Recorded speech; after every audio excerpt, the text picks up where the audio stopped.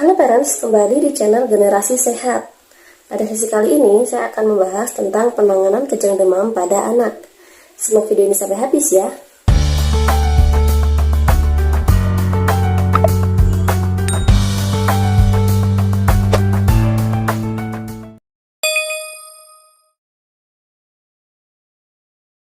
Parents, kejang demam merupakan kejang yang timbul karena dipicu oleh demam. Dan biasanya baru muncul saat demam ini melebihi dari 38 derajat Celcius. Kejang demam itu sendiri bisa terjadi pada anak dengan rentang usia 6 bulan sampai dengan 5 tahun. Tapi perlu parents ketahui bahwa kejang demam ini berbeda dengan epilepsi. Kalau epilepsi itu sendiri ditandai dengan kejang berulang tanpa disertai atau dipicu oleh demam.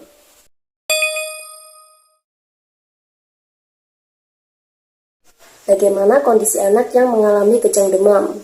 Jadi yang pertama, karena namanya kejang demam, pasti tubuh si anak ini mengalami peningkatan suhu tubuh, bahkan melebihi dari 38 derajat Celcius. Kemudian yang kedua, seluruh tubuhnya, terutama pada bagian lengan dan juga tungkai, ini tampak gemetar, kaku, juga menyentak-nyentak secara tidak terkontrol. Kemudian yang ketiga, ini si anak mengerang, matanya terbelalak berputar ke atas. Dan beberapa anak biasanya buang air kecil secara tiba-tiba. Kemudian yang keempat, ini jelas si anak saat diajak bicara atau dipanggil, itu anaknya tidak merespon.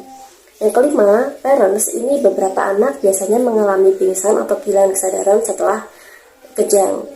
Namun beberapa lagi tidak. Dan beberapa lagi biasanya setelah anak mengalami kejang dan berhenti, itu tertidur. Karena kejang ini sebenarnya merupakan hal yang sangat melelahkan bagi si kecil.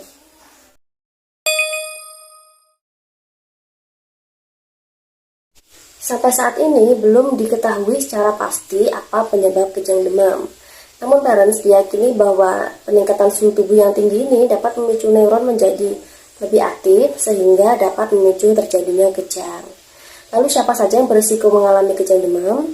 Yang pertama dari faktor usia. Jadi anak berisiko mengalami kejang demam pada rentang usia 6 bulan sampai dengan 5 tahun. Kemudian yang kedua ialah faktor genetik. Nah, jadi si anak yang memiliki keluarga atau orang tua dengan riwayat kejang, ini dia lebih berisiko untuk mengalami kejang demam.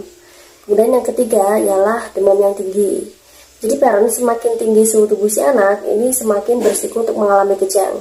Dan biasanya kejang ini timbul saat suhu tubuh ini mencapai lebih dari 38 derajat Celcius.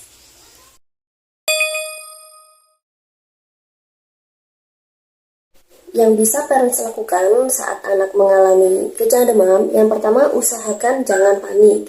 Jadi biasanya kejang demam ini tidak berbahaya dan dapat berhenti sendiri pada rentang waktu 3 sampai dengan 5 menit. Kemudian yang kedua, letakkan anak pada tempat yang aman. Jadi saat anak mengalami kejang, letakkan anak ke tempat yang datar, lembut, serta jauhkan anak dari benda-benda yang dapat melukai tubuhnya, seperti barang pecah belah. Kemudian yang ketiga, longgarkan pakaian anak. Jadi saat anak mengalami kejang, ini segera longgarkan pakaian anak, terutama pada bagian leher, supaya anak dapat bernafas secara lebih adekuat. Kemudian yang keempat, miringkan anak. Memiringkan anak ini bertujuan supaya saat anak mengalami muntah atau keluar lendir, busa, ini dapat keluar dan juga mencegah terjadinya tersedak. Yang kelima ialah jangan menahan gerakan tubuh si anak secara paksa. Jadi parents cukup mengawasi si anak tetap dalam kondisi yang aman. Karena menahan gerakan tubuh anak secara paksa ini dapat berisiko mengakibatkan patah tulang atau trauma. Kemudian yang keenam, jangan memasukkan benda apapun ke dalam mulut si anak. Seperti makanan, minuman, obat-obatan, apalagi sendok. Karena memasukkan benda-benda yang tadi ke mulut ini dapat menyebabkan tersumbatnya jalan nafas. Apalagi kalau sendok, kalau si anak sudah punya gigi, ini dapat merusak gigi si anak. Kemudian yang ketujuh ialah catat durasi kejang anak. Jadi biasanya kejang ini kan bisa berhenti sendiri pada rentang waktu 3 sampai dengan 5 menit. Apabila sampai dengan 5 menit si anak tetap mengalami kejang, ini segera bawa anak ke rumah sakit.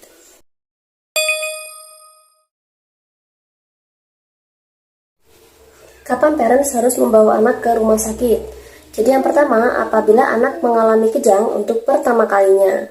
Lalu yang kedua, apabila anak mengalami kejang, ini usia si anak masih di bawah 18 bulan.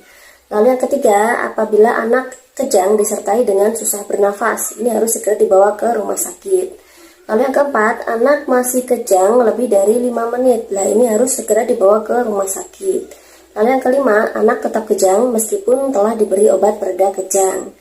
Lalu yang keenam, ini si anak mengalami kejang berulang atau kejang susulan. Jadi saat anak sudah berhenti kejang, kemudian anak kejang lagi. Nah, ini anak harus segera dibawa ke rumah sakit. Selain tanda tersebut, ini parents juga boleh membawa anak ke rumah sakit apabila parents merasa tidak tenang. Mungkin parents mencurigai adanya infeksi atau penyakit lain yang menjadi pemicu anak menjadi kejang, selain dari demam tadi. Supaya dapat dilakukan pemeriksaan penunjang di rumah sakit sesuai dengan anjuran dari dokter. Nah parents, itu tadi informasi tentang penanganan kejang demam pada anak. Semoga informasi membantu dan sampai jumpa di video kami selanjutnya. Salam generasi sehat.